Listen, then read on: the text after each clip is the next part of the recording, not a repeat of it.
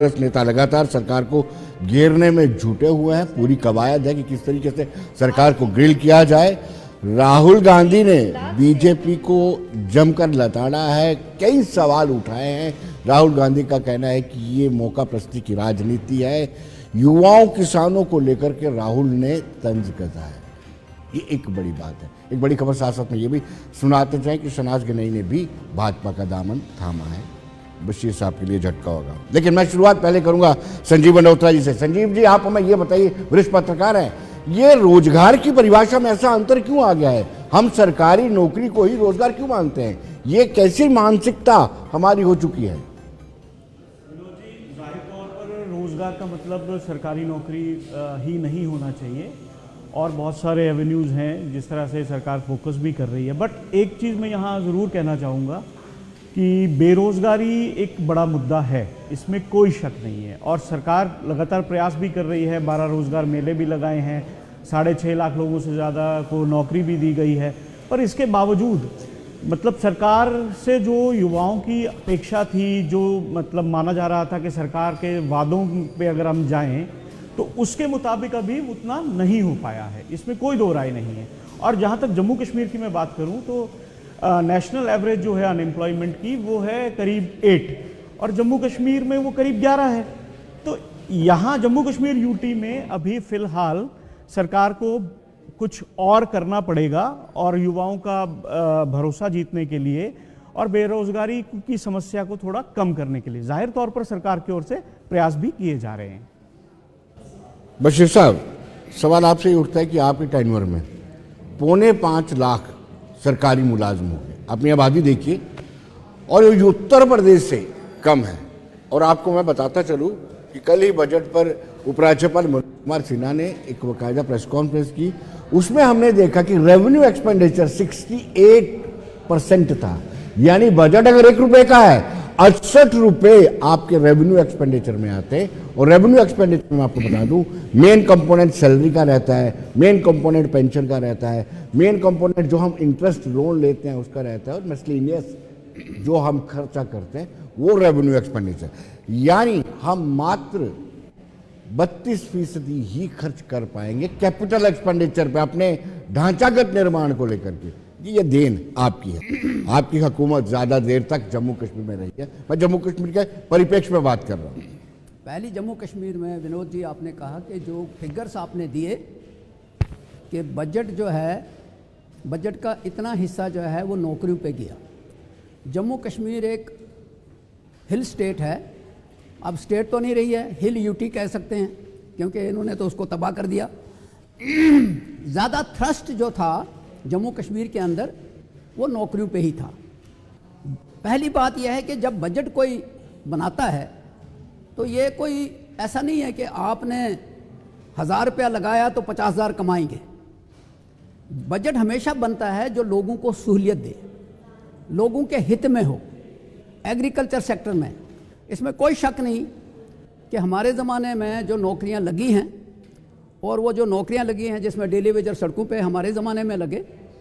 लेकिन इसके साथ साथ मैं 2 बातें कहूँगा कि मान के चलते हैं 2014 तक जो गवर्नमेंट थी वो गलत थी जी। लोगों ने वोट आउट किया। 2014 के बाद अब 10 साल हो गए और उस वक्त जब 2014 में हुआ उन्होंने कहा जी 2 करोड़ नौकरी पर ईयर, तो लोगों को लगता था कि इस वक्त 20 करोड़ नौकरी होगी। ये वादे थे, ये मतलब आप ये जुमला कहेंगे या कहेंगे ये वादे थे।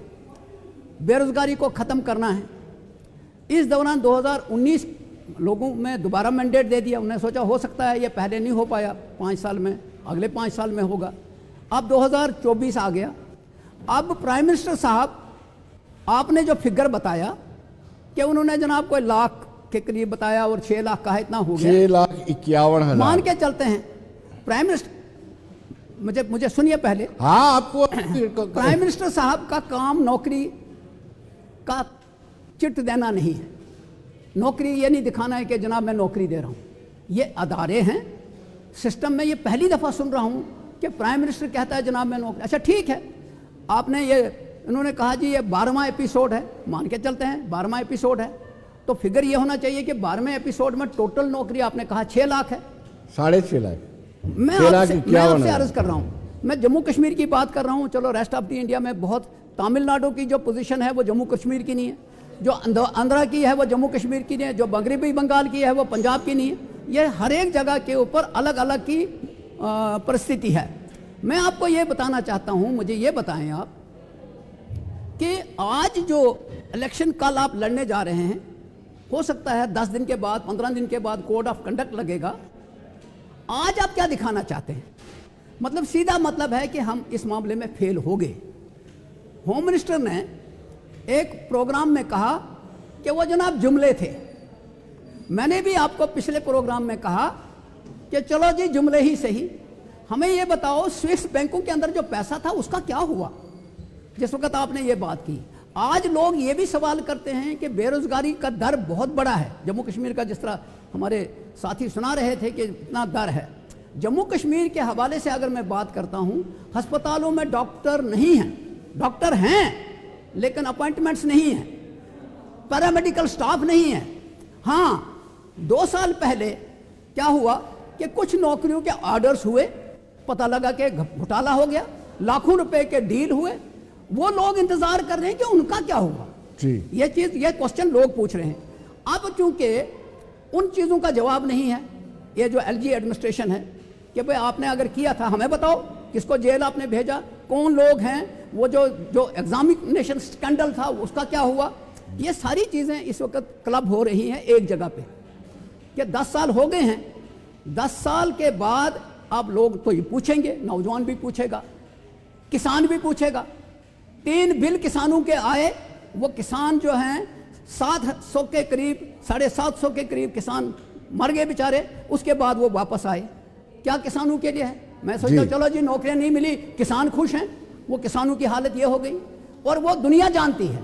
मैं आपके माध्यम से पूछना चाहता हूं कि आज प्राइम मिनिस्टर साहब माफी मांगे किसानों से, मेरे से गलती हो गई, 3 बिल वापस हुए, ये दुनिया जानती है। अब डिबेट ये भी है कि चूंकि अपोजिशन कम है, अपोजिशन कम है, उसका फायदा एक मिनट अपोजिशन कम है और उसका फायदा मेजॉरिटी उठा रही है। 2 हुकूमत कर रहे हैं लोग, एक प्राइम मिनिस्टर, एक होम मिनिस्टर। प्राइम मिनिस्टर यही आर्डर दिखा रहा है और वो डंडा दिखा रहे हैं, लेकिन अब नहीं चलेगा। चलिए अजय जी, सवाल ये उठता है कि आपने कहा था कि 15 लाख ये एक सियासी जुमला है, अब ये भी कह दीजिए 2 करोड़ भी एक सियासी जुमला था। पहले तो मुझे ये बता दीजिए वो जिसमें होम मिनिस्टर साहब ने ऐसे कहा, चीज़ को तरोड़ मरोड़ करके ये कहना, मैं आपको इंटरप्ट नहीं किया, मैंने तो सिर्फ हाथ उठाया, आप तो उसी पर भड़क गए थे। मैंने सिर्फ उंगली उठाई थी, अटेंशन मांगा था। तो दूसरों को भी बात करने दीजिएगा, मेहरबानी करिए। एक तो अजय जी आप बोलने नहीं देते, उनको भी अपना दुख दर्द बांटना होता है। मैंने जब हाथ उठाया ये भड़क गए कि मेरे पूरे कर दो, तो मैंने सिर्फ आपको अटेंशन ग्रैब करने के लिए हाथ उठाया था जी। अब जब मेरी बारी, आपने मेरा नाम लिया तो मुझे तो बोलने देना चाहिए ना, इतना तो कर्टसी बनती है। एक चीज तो दूसरा मैंने ये कहा कि एम्प्लॉयमेंट जो अगर जम्मू कश्मीर के कॉन्टेक्स्ट में ही ले लें तो एलजी साहब ने 33,000 का हिसाब दिया कि एसएसआरबी ने कितने दिए, जेके बैंक में कितने लगे और पुलिस फोर्स ने कितने दिए, तीनों की कैटेगराइज करके दिया था। वो कागज मेरे पास है, आप कल उन्होंने ब्रीफ भी किया है। एक ये चीज पहले ये कि यहाँ पर सरकारी नौकरी ये जो चाहे 6.5 लाख, पहले इसमें से मैं एक चीज इनको बता दूं कि ये 12वां एपिसोड इस सरकार का है, यानी दूसरी टर्म का। तीसरी टर्म में 13, 14, 15, 24 तक जाएगा, चिंता उसकी मत करिए। मोदी साहब और इस ऐसे मेले लगवाएंगे, सोनू मान नहीं रहे कि दोबारा आपकी सरकार छोड़ दीजिए।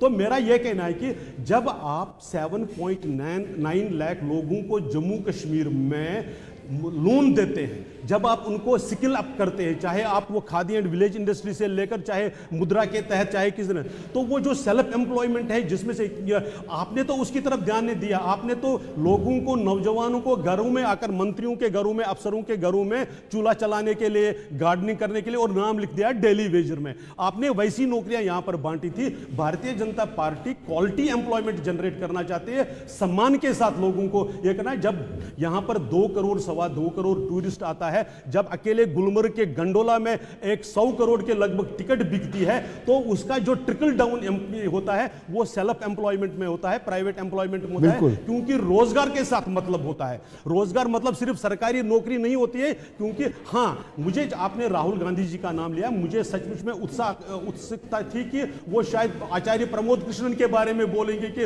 उनको पार्टी से क्यों निकाला गया, लेकिन उस पर वहां से अटेंशन हटाने के लिए और भारत रत्न प्रणब मुखर्जी की बेटी के साथ उन्होंने कैसे हाल किया, तो राहुल गांधी जी को ऐसी बातों पर भी विचार रखना चाहिए। और आंकड़े कहां से है? आंकड़े अगर आप देखने हो तो जो लेबर फोर्स पार्टिसिपेशन का सर्वे एनएसएस करवाता है उसके आंकड़े को देख लीजिए। एम्प्लॉयमेंट जो प्रोविडेंट फंड ऑर्गेनाइजेशन है उसको आंकड़े देख लीजिए कि हर महीने नए लोग कितने 18 से 25 साल की एज ग्रुप में कितने लोग नए जुड़ रहे हैं जो ईपीएफ में अपना अकाउंट खुलवा लेते हैं। तो वो क्वालिटी रोजगार उनको मिलता है। सरकारी नहीं मिल रहा है ये डेफिनेटली हो सकता है, लेकिन रोजगार मिल रहा है ये बहुत बड़ी बात है। सोनू जी, आपकी क्या राय है? पहले तो भाजपा के लोग आपको 2.5 लाख बैकडोर अपॉइंटमेंट की बार बार आपसे शिकायत करते हैं कि उसका हिसाब दे दीजिए भाई साहब, ये शिकायत है उनकी। ना नहीं अच्छी 2.5 लाख नौकरियों की बात है। 3 चीफ सेक्रेटरी इनके आए और चले गए, लेकिन वो 2.5 लाख नौकरी क्या 2.5 नौकरी भी नहीं बता पाए कहीं भी ये बैकडोर अपॉइंटमेंट है। अगर किसी ने किया उसके खिलाफ कार्रवाई कीजिए। लेकिन वैसे भारती साहब आजकल बोलना वो छोड़ गए हैं क्योंकि उनको पता वो झूठ था, तो इसलिए इसमें क्या कर सकते हैं। दूसरी बात चली है रोजगार की। भाई वाकया भी बीजेपी ने रोजगार दिया, इसमें कोई शक नहीं।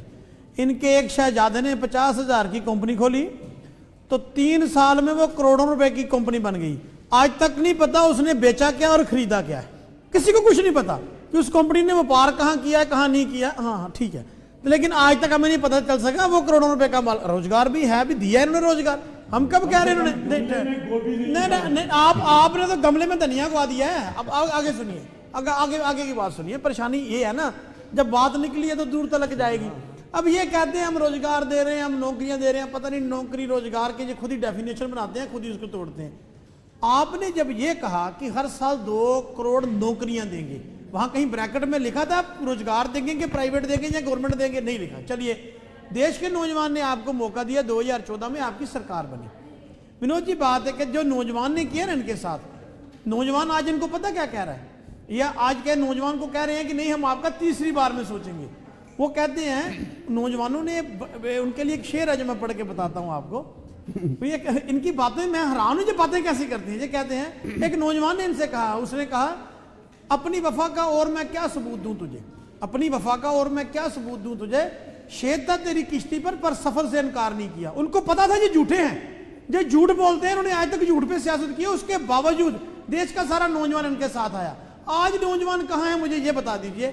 इन्होंने रोजगार की बात की, स्टार्टअप की बात की है। इन्होंने कहा जम्मू कश्मीर हमने लोन दिए। मैं आपकी जानकारी के लिए बता दूं, Jammu Kashmir entrepreneurship development institute आज से नहीं, पिछले 15 साल से चल रहा है। वो 10 लाख रुपया जेके बैंक से लोन करवा के देते थे 12th पास को विदाउट मॉर्गेज, और 2.5 लाख रुपया उसमें सब्सिडी थी। आपकी जब सरकार आई ना, आपने उसके ऊपर एक नया अंकुश लगाया। ना बोलिए झूठ चैनलों पर, आज का नौजवान पढ़ा लिखा है। मैंने आपसे कहा था वेबसाइट का नाम बता दो, आपसे अभी तक वेबसाइट नहीं बताई कि आधे घंटे में हो तो बताओ। आपने एक बड़ी क्लियर सी बात उसमें की है। ये कहते हैं, एक तो ये एफिडेविट लेते हैं उस नौजवान से कि तू जिंदगी में कभी सरकारी नौकरी नहीं मांगेगा। वो कहता चलो ठीक है जी, देते हैं 2.5 लाख रुपया सब्सिडी। विनोद जी, सोचने वाली बात है। लेकिन उसके साथ साथ जब बैंक में वो केस जाता है, बैंक उनसे एक अंडरटेकिंग लेती है कि आप 5 साल तक इससे ज्यादा लोन नहीं मांग सकते किसी और स्कीम में भी जाकर के। आपने और आगे इन्होंने जो नई उसमें एक लाइन लिखी है, ये कहते हैं कि आपको 7 लोगों को कम से कम रोजगार देना पड़ेगा। विनोद जी, मुझे बताइए 10 लाख में कौन सा रोजगार शुरू होगा कि उसमें 7 लोग अपनी रोटी, और उन्हीं 7 लोगों के कागज लेके ना तो ये 1 लाख मेले की बात कर देते हैं, 2.5 लाख मेले की बात कर देते हैं। और कौन सा मेला, किस मेले की आप बात करते हो? दुनिया का आपने मेला लगाया, नौजवान का दिल अकेला है, नौजवान को समझ नहीं आ रही। आप मुझे बताइए, ये कहते हैं जी आपने वो गार्डन के बाहर वो कर दिया भर्ती। भाई आपने तो जो लोग भर्ती थे उनको निकाला है। अग्निवीर पे बात करो जरा, देश के लोगों के साथ आओ जरा, लोगों के पास जाना। भी हरियाणा आएगा ना पार्लियामेंट का चुनाव, जाना पंजाब हरियाणा जहां के लोग फौज में रहते हैं, आपको वो बताएंगे कितने फीसद 100 है। आपने अग्निवीर लाया क्या? और बच्चा जाएगा नौकरी करने, 4 साल के बाद वो अवरेज होके आ जाएगा। अग्निवीर देश की सुरक्षा के लिए बहुत बड़ा खिलवाड़ है। विनोद जी बताओ मैं कैसे? आपने 4 साल एक नौजवान को ट्रेनिंग दी, उसको गन चलाने की, उसको सारी युद्ध लड़ने की, तो 4 साल के बाद आपने उसको फ्री कर दिया, तो फिर वो क्या करेगा? आपके आरएसएस के दफ्तरों में जाके क्या करेगा? वो वहां सिक्योरिटी गार्ड लगेगा, जहां आपके बीजेपी दफ्तर के जाके वर्कर बनेगा। आपने देश की नौजवानी को खत्म किया है। अब मैं बात आऊंगा किसानी पे। कभी ये बोलते हैं किसानों पर, हर 1 घंटे में एक किसान खुदकुशी कर रहा है। ये कहते हैं हम ड्रोन से खाद पकवाएंगे। वो भाई खाद दोगे किसको? आपने किसान खत्म कर दिया। मुझे बताइए आज चैनल पे आपने पिछले 10 सालों में कितने किसानों का कर्जा माफ किया है? और 10 साल पे आपके मित्रों का जो जहाज लेके आते हैं अपोजिशन के एमएलए को चोरी करने के लिए, उन रिजॉर्ट वालों का कितना कर्जा माफ किया है? ये कौन सी बात है? एक किसान बकरी और गाय लेता है बैंक से, 1 लाख रुपया लोन होता है, वो लोन नहीं दे सकता, उसको खुदकुशी करनी पड़ती है। इनके दोस्त करोड़ों रुपया का जो अपना वो बैंक का लोन है ना, एक मेल आती है उनके ऑफिस से, और पूरी बीजेपी और उनकी जो जिनके बड़े बड़े नाम जो लेते हैं वो खड़े होकर उनको रेड कारपेट करते हैं, उनका कर्जा माफ कर देते हैं। आपने किसान का कर्जा माफ नहीं किया, आपने नौजवान को रोजगार नहीं दिया, आप अडानी अंबानी को अमीर करने चले, आप विजय माल्या के वकील बने हैं। मैं तो वो दुनिया से चले गए हैं एक नेता इनके जो उनके वकील थे। मैं बात नहीं, अब सुब्रमण्यम स्वामी की बात क्यों नहीं सुनते हो? वो तो आपका मेंबर पार्लियामेंट है, वो जो कुछ कह रहा है उसके ऊपर कभी बात की है आपने? आज आप बताइए। चलिए सोनू जी, संजीव जी, आपके पास लौटने से पहले मैं एक छोटा सा ब्रेक।